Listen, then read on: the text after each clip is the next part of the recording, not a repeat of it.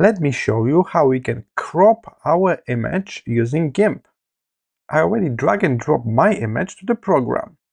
Now I'm going to switch from the Move tool to a Crop tool.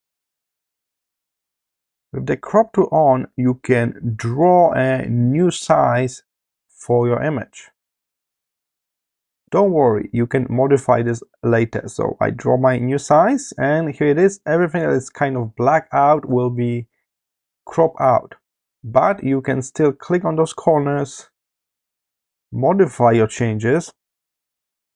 You can grab a side of it as well if you want to move only one side.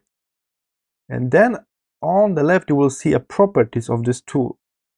Right now we're going to only crop the document, so the document will be smaller, but the original picture behind will still stay a bit larger, so the pixel will be like outside the artboard. We can decide to delete all of those crop out pixels by turning on this feature here. You can, as you can see here, you can put the size exactly from the keyboard. You can change units if you're working with inches, and you can put exact size of this new version here.